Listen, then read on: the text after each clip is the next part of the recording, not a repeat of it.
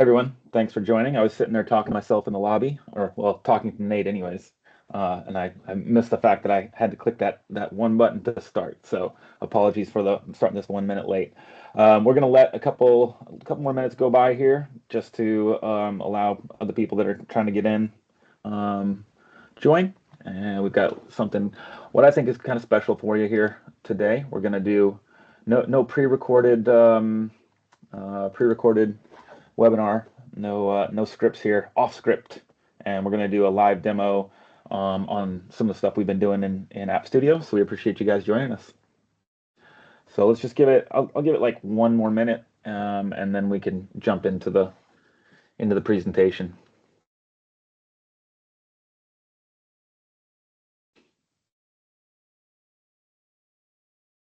We will have some time for Q&A at the end, and I'm willing to stay on as long as you guys need if you have specific questions. But if you want to during the presentation, feel free to interrupt me. You can raise your hand or drop a question in the Q&A. Would love to make this more of a conversational um, uh, kind of back and forth. Um, and yeah, we'll address them as relevant, I guess.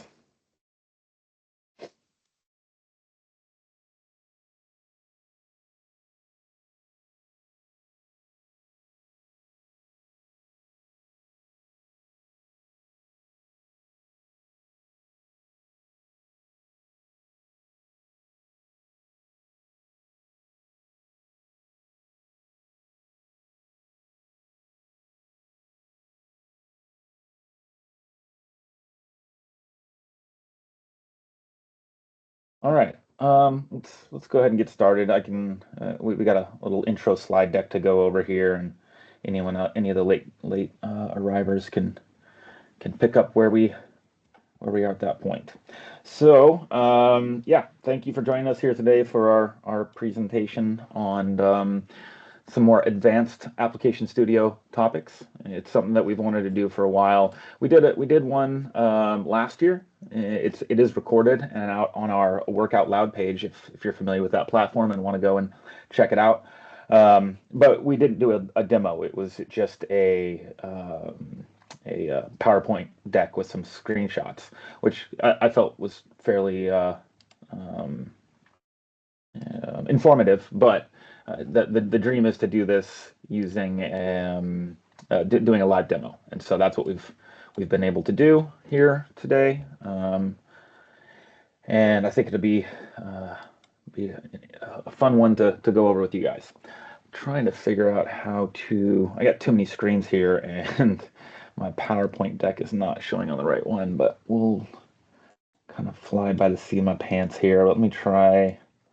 Um, we'll just switch up the screen when I need to do the demo. So AppStudio is one of the many tools that we have in our tool deck within the Infor CloudSuite product base.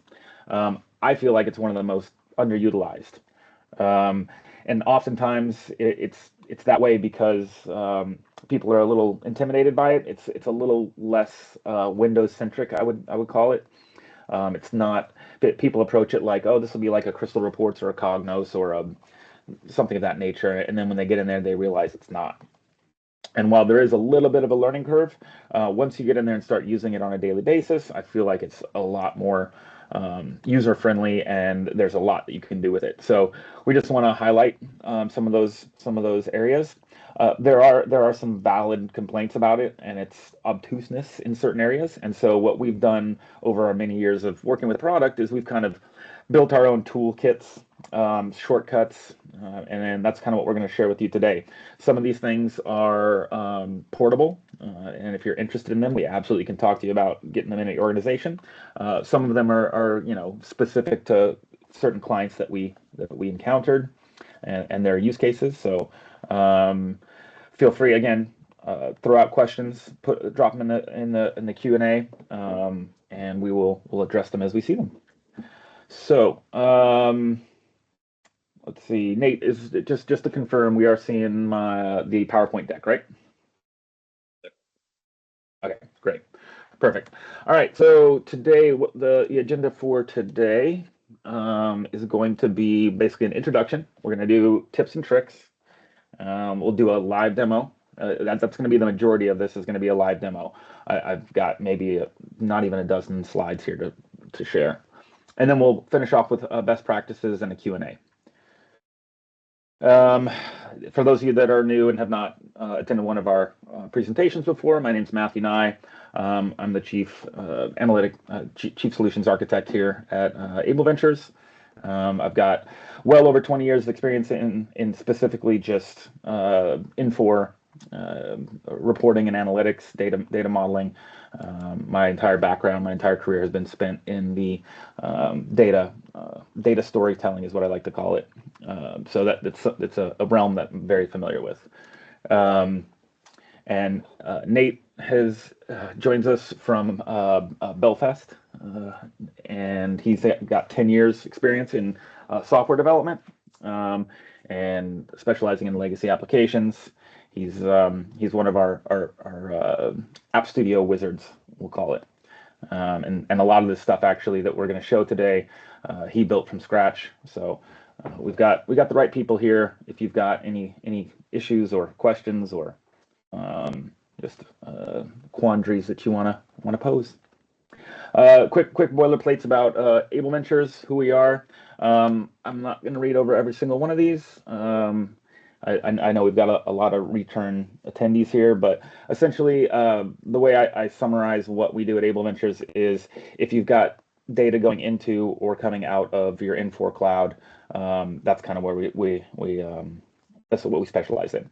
Heavily on the tech side, but a key differentiator for us is what we call business fluency with data fluency. So we understand where the data comes from, but we also understand how to make it meaningful for the business, which is critical to really being successful when you're dealing with your data. And in this day and age, no matter what industry you're in, your data is your main revenue generator, and having a good understanding of where it is coming from and where it's going, keeping quality control, your security, that's going to be critical. So we feel like we specialize in that. I won't talk about AI today. I'm sure you guys have been overloaded by it over the past year and a half, but we do have some solutions there that we are looking forward to share with you in future webinars. So keep your eye out there. And then we're pretty excited about this June. We are an elite sponsor for Infor Connect, and we are showcasing our journey with our customer, University of Maryland Medical Center. We actually have the first partner and taken the first external client, Infor external client, live on Infor's data warehouse, which is their brand new product. And we'll talk a little bit about that at the end of this. This presentation isn't geared towards that, but I know a lot of people are kind of chomping at the bit to hear more about it. So we'll give you a little teaser there. But if you have plans to come out to Orlando for Infor Connect, make sure to keep your eye out for our presentation. We don't have a time slot yet, but we will we'll socialize that once we have it. And the QR code is for registration if you are interested in registering. So hope to see you there. All right, so let's get into the meat and potatoes of this. We've got a couple areas that we're gonna kind of focus on here. And I kind of selected three specific areas that we're going to talk about. So we're going to look at how do we approach report development from the report state, and then how do we approach it from the larger scope of the actual catalog, the report catalog, and then we'll look into some of the areas within CloudSuite itself that we can help to make report development more efficient on within AppStudio. All right. So the first thing we are going to jump into, and I'm going to need to switch screens here, is we created a little something we're calling the row formatter. When you are developing reports, one of the main strengths of AppStudio is its conditionality, the ability to go in and say, if this, then do that, right? Whether it's show a line, hide a line, bold something, change a description, all based on a condition on certain scenarios. That's its strength. It also leads to a weakness, and that weakness is that we can end up really kind of creating a lot of tech debt in this embedded, hard-coded scripting to check conditionality, and then when some little thing changes, all of a sudden you got to go through your entire report catalog and like go in and make that change 20, 30 times over and over again. And so we kind of created this tool to help us with that. So first off, let's take a look at a example report with no formatting whatsoever and talk through the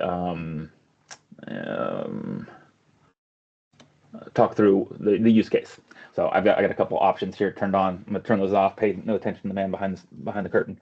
So this is, if you were to create your standard, if you were to start writing a report, basic income statement, right?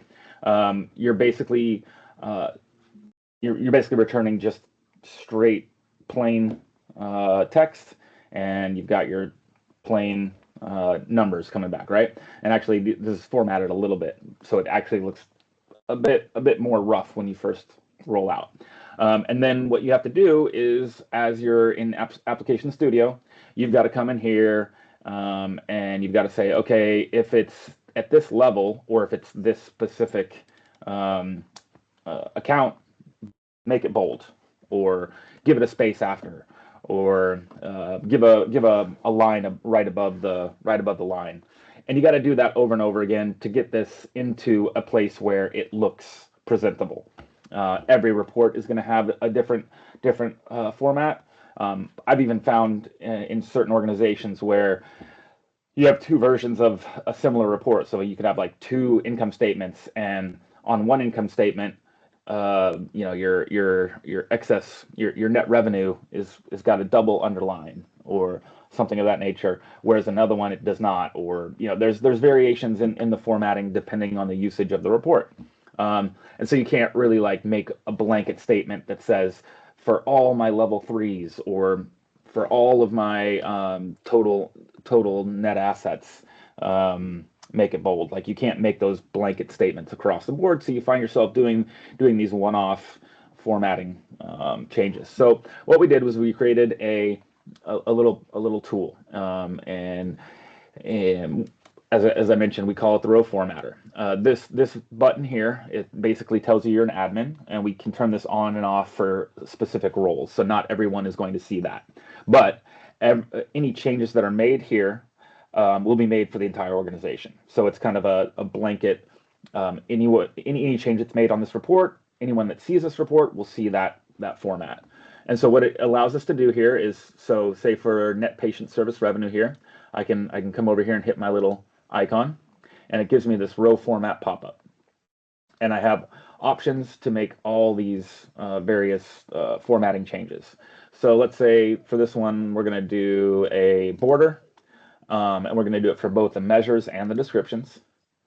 We're going to make it a top border, and then we're going to bold both measures and descriptions. As you can see, you can get very specific about it. You can do just the measures being like the numbers, and the descriptions, or you can do both. But in most cases, I typically find I'm doing both.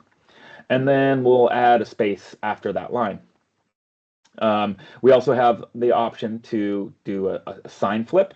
That's a really popular one because oftentimes, you've got revenue accounts that are gonna always have the sign flip, so we can put that into the report itself. But then, without fail, every single time they're like, yeah, it's all of them except for this one account or this one summary account, and then you don't want to go in there and have to be to add in a one exception for that account, because then they're going to come in later and add in another one and be like, oh yeah, and this one too, and then you got to go into all your reports. So this allows us to come in and just flip that exception on or off.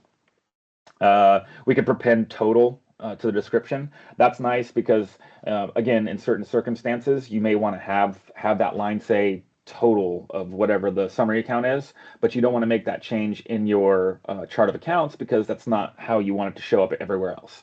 So this allows you to kind of make exceptions there.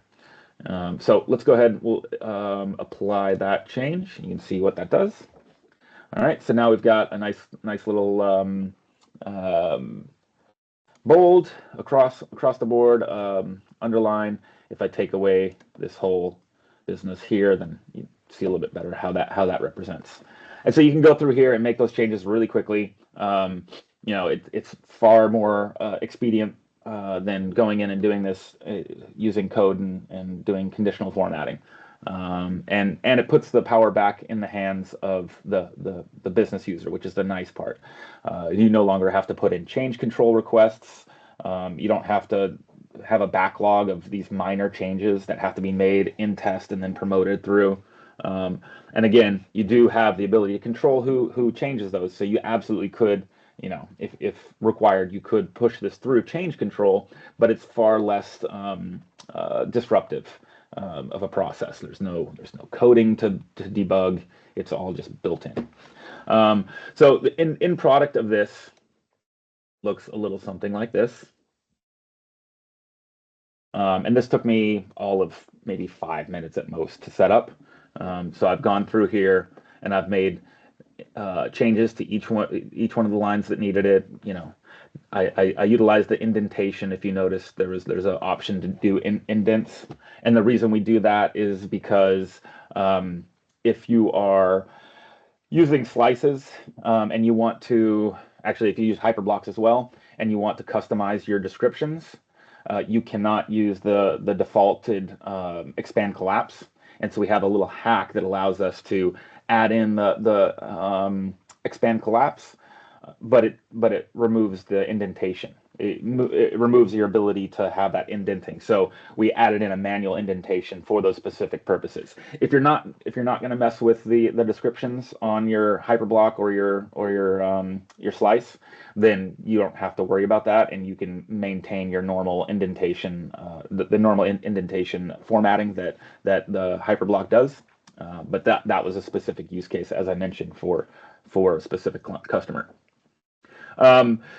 So yeah, that's how it works. Pretty simple and straightforward. I think it saves us hours and hours and hours of time in development, not having to go through and do that tedious conditional formatting. A couple other things here to call out that we do from a developer standpoint. I'd like to be able to see when I'm developing a report. There's times when I'm not getting the right numbers, or the descriptions are off, or I've put in some conditionality, that's not handled by that row formatter, and it's not working quite right, and I'm trying to figure out what's wrong. And what I need to do is I need to see all of the kind of metadata behind that hyperblock. And so what I'll do is I'll add that data to the report, but hide it. And then I add in a debug button for myself. And when I hit that debug button, it's then going to explode out and show me all my metadata, that underlying metadata. So it's telling me here, like, what's turned on. I've got my levels here. I've got, if I'm prepending anything, I've got my account description, my display account, and actually, if I export this to Excel, it's also going to give me, most critically, the member keys. So that's the string that kind of tells you where in the cube it's pulling the data from, and so I can see that and kind of troubleshoot any issues that are arising that I don't quite understand. Additional features here on this is our filter bar. So these are actually built into every report. This is across the board. So you have your scaling, which allows you to adjust what your divisor is. You've got the ability to add or remove your decimal. Zero suppression toggles zero suppression on and off. And then we've got some favorites and to review. And is that our next topic here? No, next one is our parameter filter page. So the other thing that we encounter a lot is yeah, we want to kind of use the same filter page for all the reports. That way we don't have to create a custom filter page for every single report, because that becomes excessive and really difficult to manage. And so we have that. But if you're using the GL totes cube, or if you're using any cube really, but I think probably the most common here is going to be the GL totals cube. That's got 20 dimensions in it. And depending on what report you're writing, you probably aren't going to be using all 20 dimensions to filter on. I mean, at most, probably like 6. We have a couple use cases that have a little more than that, but on the whole, you're gonna filter on what, like your calendar period. You're gonna do like company, maybe 2 or 3 of your financial dimensions. Throw in, I don't know, your, what do you call it, ledger, something of that nature. But for each use case, it could be different, especially with those financial dimensions, depending on what you're reporting on. And so we don't want to have to create all this, again, conditionality to say, well, if it's this report, then only show this. If it's that report, only show this, because then you're having to go back into your reports and modify them every single time you add a new report, every single time you add a new dimension, if you're modifying your FEG. So what we've done is we've created a filter page. So first off, let's see, I forgot which one is unfiltered. Is it this one? Yeah. So this is our filter page wide open. This is all of all the dimensions and a little extra stuff that we've added in here. And it's unnecessary. We don't need all of this for this report. We need like 4 or 5 filters. And so what we've done is we've created a filter page management report. And what this does is it shows us all our reports that are currently in our catalog, and it shows us all of the potential filters that could be displayed on that report. And you can see here my copy of income statement, it has nothing checked, which means it's wide open. So I'm going to come in here, I'm going to edit it. We really only want calendar period, calendar year, company, department, division. That should be sufficient. Hit my check button, go back to my report.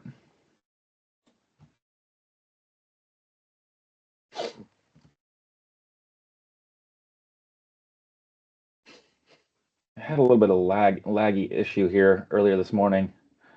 Usually does not take that long, I swear. I was threatening to make Nate present because my system was just a little bit laggy today. All right, so you can see here now it's nice and pretty, very well well formatted, only exactly what we need. You notice actually one thing I'm noticing here we forgot to build in is these check buttons here are typically for determining what shows up in your header. Well, I didn't add my header to this report. This is a key point here. I see a lot of people always like posting content on LinkedIn and social media and whatnot about what they're doing in work. And I'm confused where they find that time because it takes so long to set up a working demo. Either they've got people that are doing it for them, or they're not actually doing any work. That's my theory. I'm going with it because we spent a lot of time like trying to set up this demo server. Like I said, last year we wanted to do it, just didn't have enough time. We've been so slammed, but that was one feature that we did not build into this. But typically, what would happen is you would be able to check this on and off, and it would determine whether or not that filter is shown in the header. That's a feature that was requested by one of our customers as well. Yeah, so now I can just filter by specifically those five filters. Now, if my business comes back and says, but we also wanted what was it, region, then all I have to do is go right back in there and add that dimension in. Takes 2 seconds. There's no coding necessary.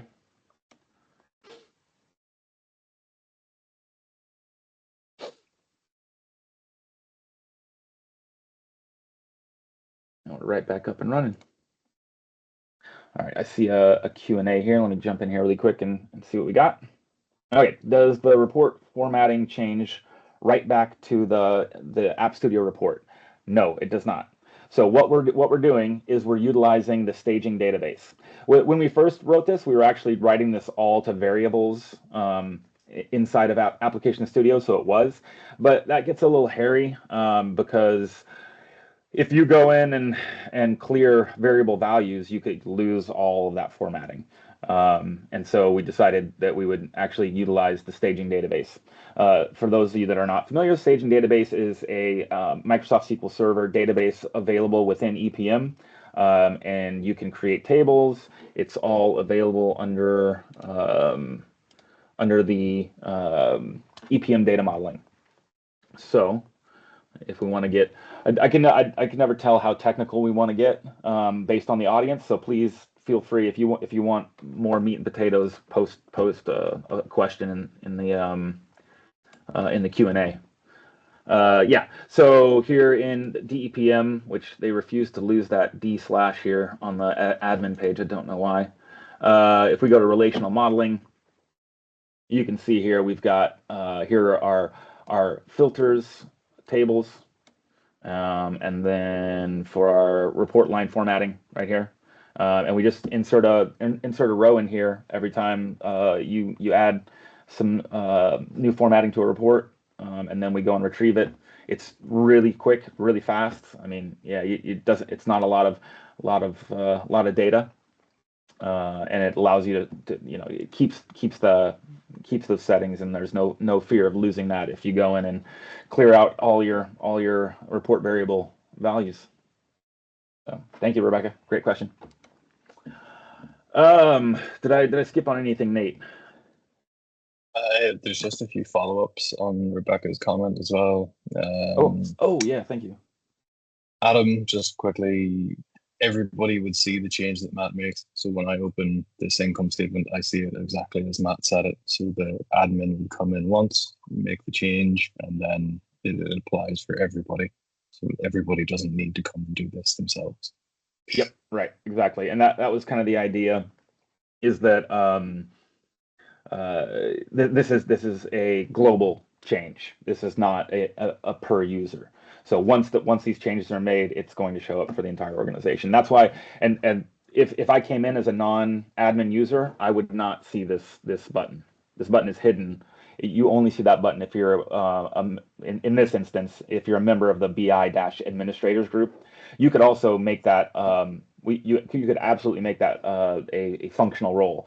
And so you could have like a finance admin user, which you could then flag specific reports that are just for finance and only the financial admins. And then you could have like a supply chain admin, and they would only be able to affect the format of the supply chain reports. But then as those are all created, they are pushed out and seen by all users. And then if you want to apply this to an existing report, you would need to configure that report to accept our tool, to accept our toolkit. But that in and of itself still isn't a very big lift. It's simple by design to add this to existing code. Yeah. Yeah. Again, behind the scenes here is it's basically a column in the report that sits inside of the hyperblocks. And then we have an action that goes and sets or gets the values out of the database. And so if you had reports that are already formatted, you're going to need to do a little bit of work. This is an add-in. It would not overwrite what you already have there, particularly because if you've got when you do conditional formatting, you have an option at the top that says use the first instance of conditional formatting or merge all formatting. So you have to make sure you're using merge, and then if you already had formatting applied on the associated report, then you'd have to decide if you're going to merge that with this tool or if you're going to completely overwrite that. So it'd be a kind of a decision point. And there's plenty. Honestly, we could and we likely will build this out to include other options. Even while setting this up, I was thinking of some other features that we need to add into this. But again, we kind of we're doing this for specific business cases as they arose. But there's much more that you can build out to this. Okay. So Nate, do you wanna do the saved reports? You ready? Yeah, I'll try. All right. So while he's getting that set up, for those of you that utilize the delivered financial reporting out of EPM, you know that you have the ability to save your parameters and then and no, you can't even share them actually. It's just you can save your parameters so you can come back and you don't have to re-input those parameters. So we had a request to be able to do that, but also to share that with people within your organization. And so Nate went and built this out, and I'll let you take it over. Sure, cool. So I'm just going to open a sample report that we added. So this is a summary of the chart of accounts. You can, using the filters, you can pick sort of what accounts show up in here. You can dig around, see all the different values, all that good stuff. Just quickly to Matt's point earlier with the delivered stuff, that is all stored in variables. So in the same context as the report formatter, if those variables get cleared, all those favorites are gone. We take a similar approach to the formatter in that we store all this in staging in SQL. And so anyway, what we actually achieve here, if I open up filters really quick, we can see right now that I'm 2025 May and everything is pretty much top level. If I, just for talk's sake, if I open up our stat accounts in our demo, there's not very much in here, which is a good thing for this use case. So I'll actually change the date as well. So I'll go back to July just to show the favorites in action. So up in the top, we have the ability to make a new favorite that I'll show later. Then we have the ability to view a library of favorites.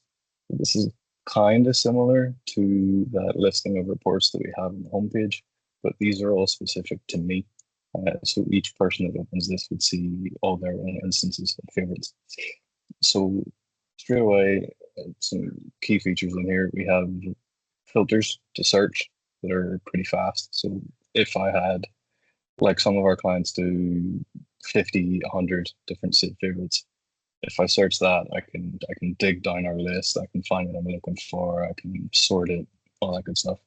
And there's a quick clear button as well, just to get us back to where we were. Just to quickly highlight some differences in here. You'll notice that this top row looks a little bit different in terms of functionality than all the other rows. So this one came from Matt. He shared this with me. So he made a favorite custom for a use case and then distributed that. So because this is connected to me from Matt, I can't edit this report. I can't edit this favorite. Any change that he makes will be pushed to me.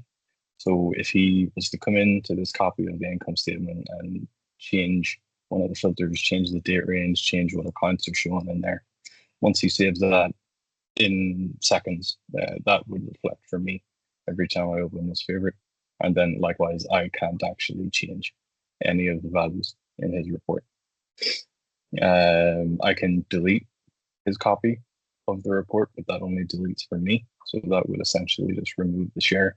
His would remain in place. So other than that, the other three down below are just varying copies of summary accounts. And they all are mine. So you'll see a little edit pencil, you'll see the share button. If I click share, I can come in here, it tells me which report it is, it gives me whatever description I entered. I would type in Matt's email and share that with him, and then he would come up in the list. Or if you're an account manager, you could delegate out different reports to different team members. You can set the parameters of the report. They can never change them. It just makes it a bit more user friendly. And then, so anyway, the main difference between sort of these two reports that I have in play here. When you make a favorite, it takes a snapshot of every single variable that's in play for that favorite, and then stores that in a database in XML. So when I open up this summary accounts, it's specifically for operating net income, and it's set to May 2025.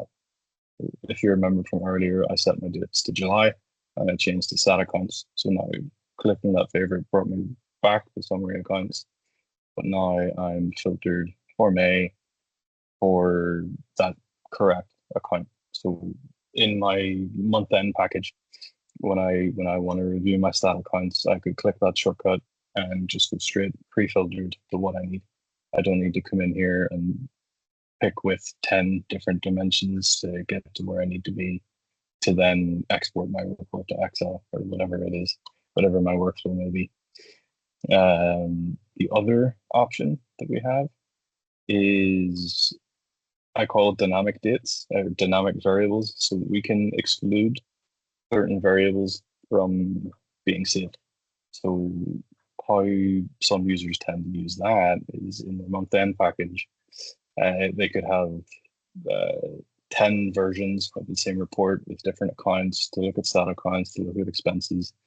And when they exclude certain values, let me just jump in here. So again, I'm going to do the same thing. I'll put us back to, let's say we're reviewing June.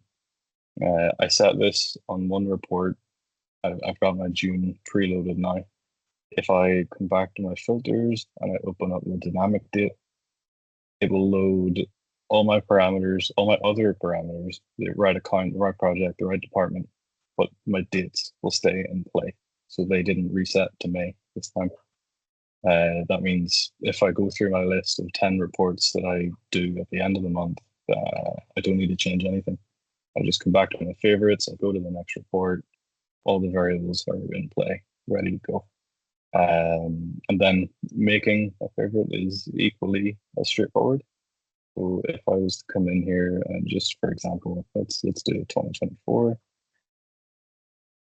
and we'll go June 2024, and we can do liabilities. We don't have a liabilities and net assets just yet. If we apply that, we can break this down, just show all the data in there, all that good stuff. And then if I click the add to favorites button, I just give it a friendly name. So summary accounts, liabilities, and net assets. I'll just copy that into the description. And then this toggle saved filters is where we get our action. So in here, I borrowed the logic Matt talked about earlier in that showing and hiding headers. This doesn't actually show and hide headers in this context. This will determine whether or not that variable is snapshotted, whether or not that's stored in the database. If it's not stored, it's ignored. So then whatever this is set to, every time we open the report, that's the value we get. The same would apply if I was making a package of reports for a specific department, or if I didn't want it to be a specific department, if I wanted to be able to change that on the fly. Every time I open the report, I could do it that way. The same could apply for accounts. If I didn't want this to be liabilities and net assets, every time I open it, I would just untick that and then hit apply. And then every time I open it, whatever account I already have is what will come through. So the usual use case that we would see is that they untick the dates because they don't want the dates to reset every time. So yeah, anyway. So like the usual, just to reiterate that, is you're running all your reports for financial close. You set your period once, and then you roll through all of your saved reports, and it's going to retain that first date that you had set instead of overwriting. If you were to keep those checked, it would overwrite whatever was saved before. But when you uncheck it, it's going to use the last used selection. So. And as you go through that package, any set specific values, any multi-selects, any crazy selections in all these dimensions will carry through. They'll update each time you click. So anyway, I'll just save that filter, and then straight away you'll see a fifth option in my list, liabilities and net assets. And the same applies here. If I open this, we save that for June 2024. It's the correct accounts have pulled through. I'll open the filters. We've got June 24, liabilities, net assets. I can now bring this forward to 2025, and we'll just go for October and apply that. And obviously that works as expected. If I come back into my filters, open that exact same report again, we will still be in October of the 2025 fiscal year for liabilities and net assets.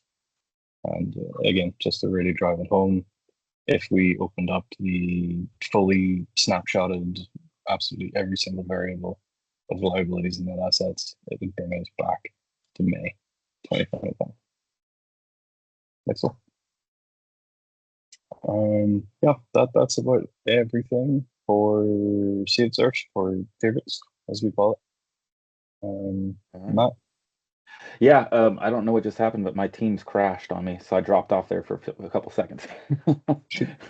This is more Ghost in the Machine here this morning. All right, perfect, great, thanks, Nate, appreciate it. So the rest of what I had here is not so much a demo as a walkthrough. So we covered our row formatting, we covered parameter filters, and then report favorites. One of the big gains you can get from application studio development is really just kind of understanding context and proper usage of the various options within your catalog. So I'm going to review a little bit of that. We have something I call variable bloat, and I see this a lot, especially with developers that come in that maybe are technical in nature but haven't been exposed to AppStudio very much.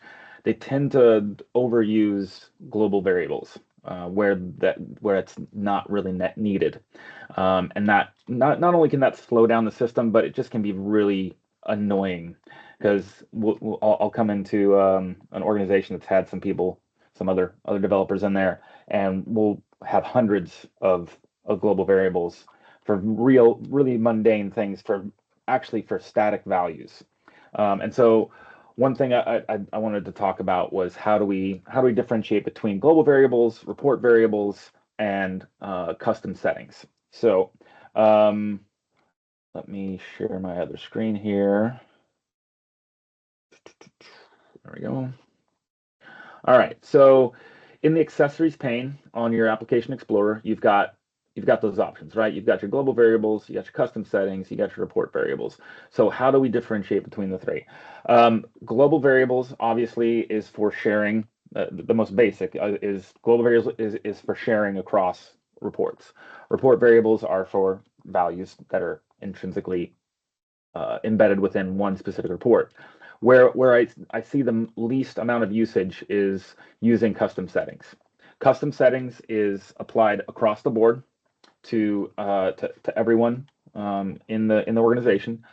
These are typically used for values that do not change, and my best use case is actually for default values, and this is quite applicable if you are currently implementing CloudSuite.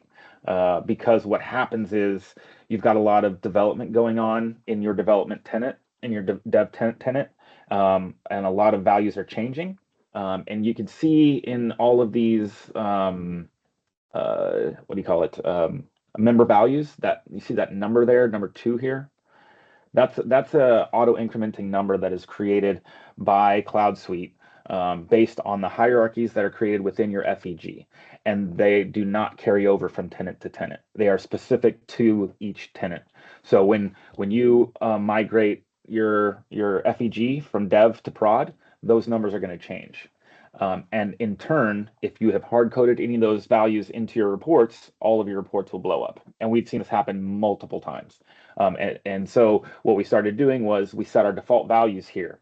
and or even a base, like we'll do like a base integer that represents that integer for that specific dimension.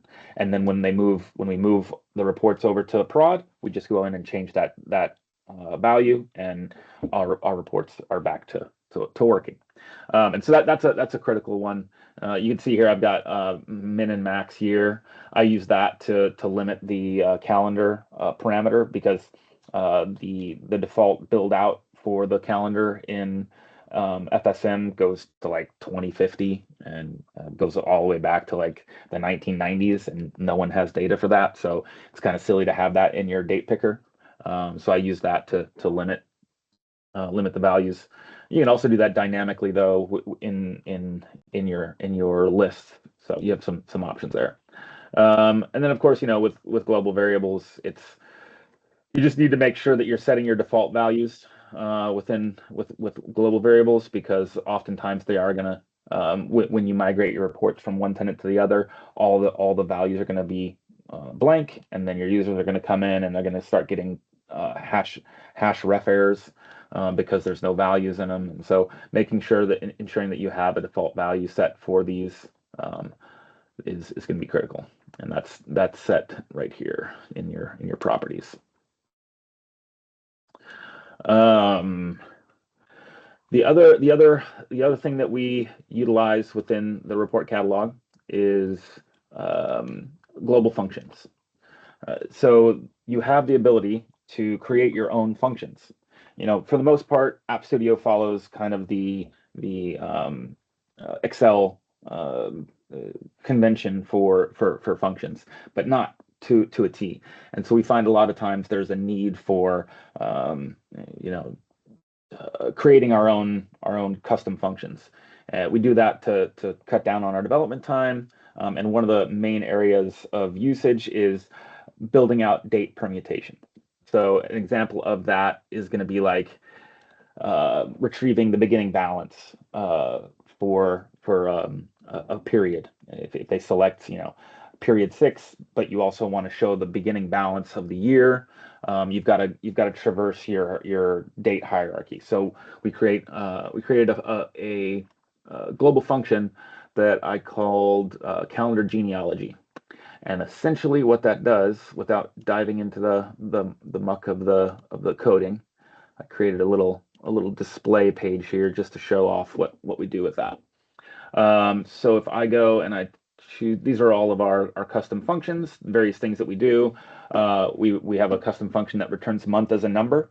And before you say it, I know there's already a function that does that, but it doesn't work if you're a non-calendar calendar year organization. So if your fiscal period 1 is actually July, that month function doesn't return July. It's going to return January. And so then you have to like hard code in if 1, then 6, or if 2, then 7. And it became silly. So we created our own function to handle that.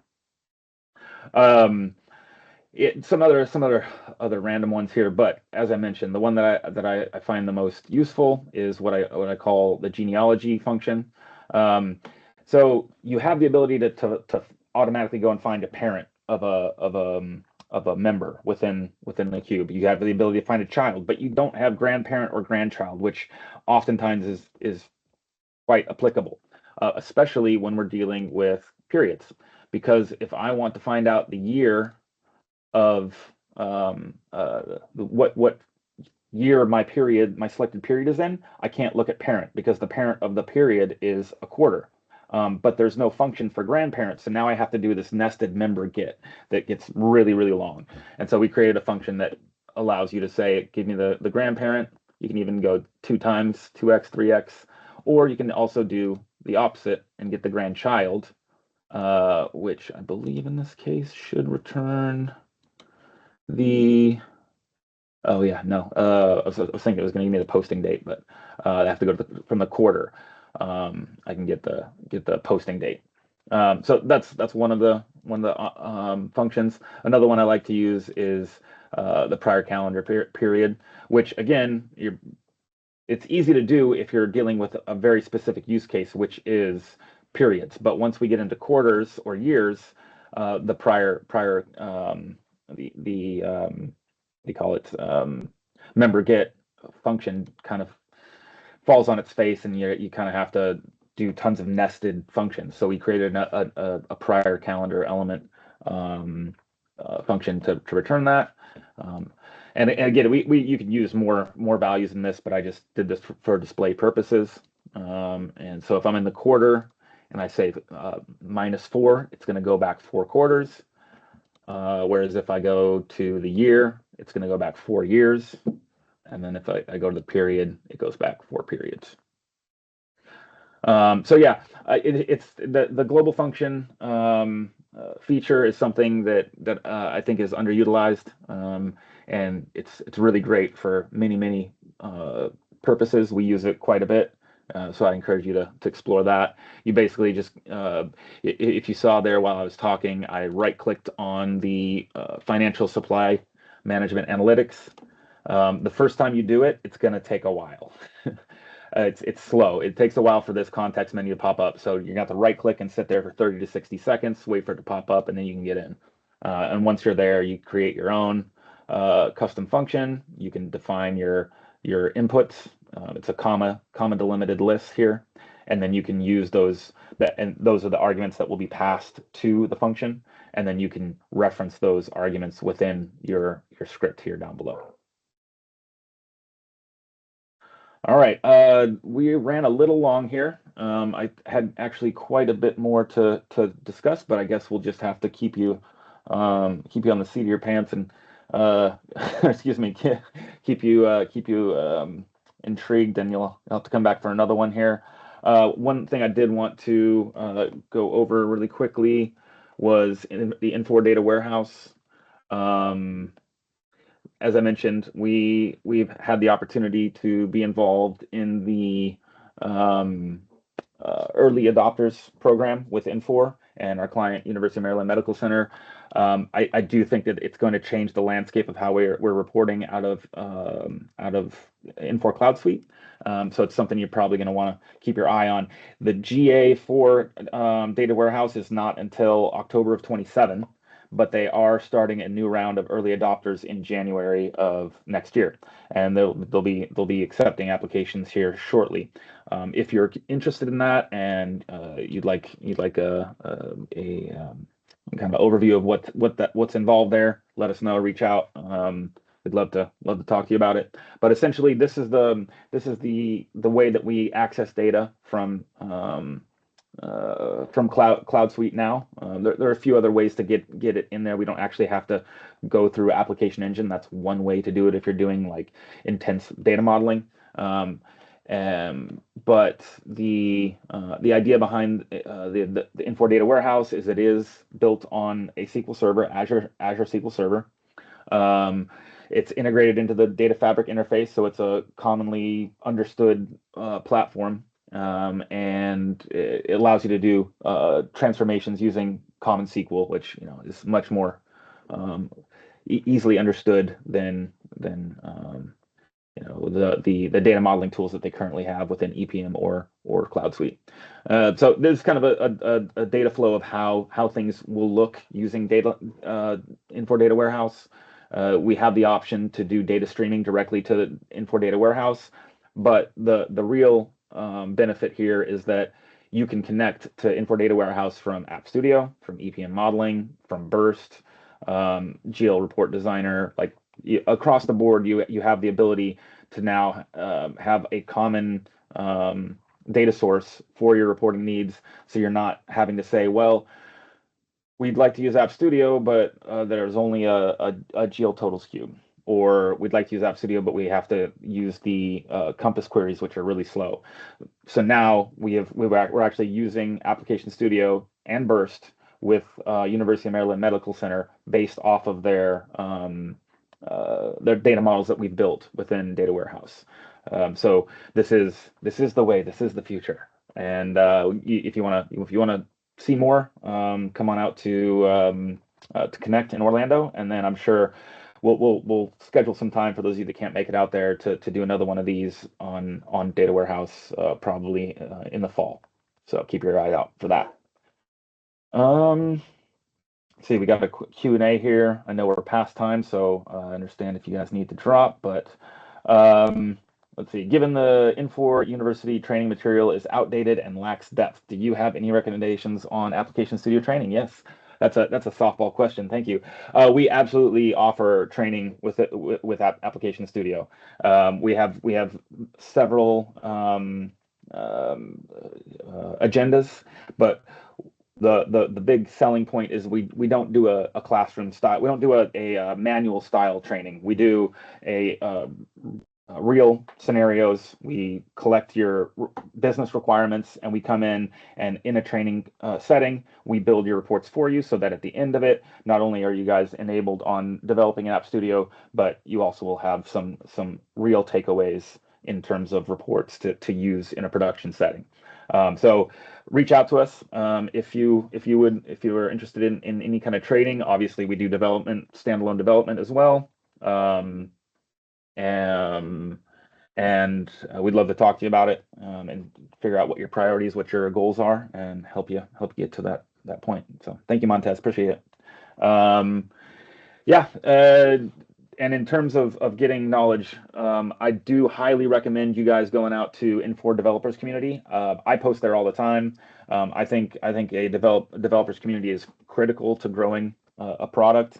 I use it as a way to keep myself on my toes. It forces me to go out and do research on questions that people are asking. So it's a really great resource. The Infor docs are getting a lot better. The Infor University is, you're right to call that out, Montez. The Infor University, definitely, they can't keep up with the amount of changes that are coming out. And I find the best resource in order is the developer community and the training docs, and as always, Able Ventures. So yeah, with that, thank you guys for joining us today, and we look forward to having you on another event very soon. Have a good rest of your week. Yes.